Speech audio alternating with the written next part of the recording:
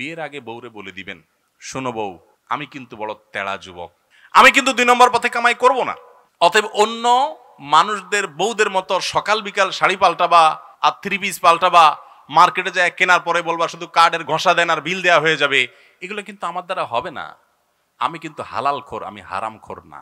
বলা যাবে না ইনশাল্লাহ? হবু বউরে বলে দিতে পারবেন না? বেশিরভাগ ক্ষেত্রে দেখবেন ওই মেয়ে বলবে, আব্বু না, সমস্যা আছে ছেলের, কারণ তার দরকার কি?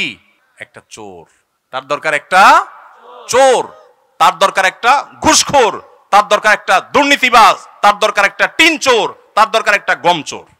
সে সৎ মানুষ পছন্দ, আপনি সাথে সাথে সেজদা পড়ে যাবেন, যাক একটা চোর প্রিয় মানুষ থেকে আল্লাহ আমাকে মুক্তি দিছে, একটা সৎ মানুষ খুঁজবেন, চেষ্টা করা যাবে না ইনশাআল্লাহ? চোর হওয়ার জন্য যোগ্যতা লাগে না, সৎ হওয়ার জন্য যোগ্যতা লাগে। সৎ হওয়ার জন্য মেরুদণ্ড শক্ত থাকতে হয়, হিম্মত থাকতে হয়, সৎসাহস থাকতে হয়।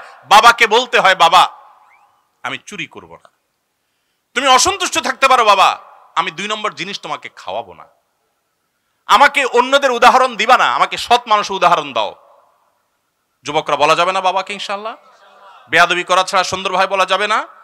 শপথ করেন যে আমাকে আল্লাহ যদি তৌফিক দান করে, চৌকিদারির চাকরি হোক আর রাষ্ট্রপতির চেয়ার হোক, যেখানেই থাকি না কেন আমার জীবন যাবে, আমি অবৈধ উপার্জন করব না ইনশাআল্লাহ। চেষ্টা করা যাবে না? এই দেশটাকে সোনার দেশ হিসাবে গড়ে তোলার জন্য আমাদের সৎ হতে হবে। ইসলাম চর্চা প্রত্যেকটা ক্ষেত্রে করতে হবে।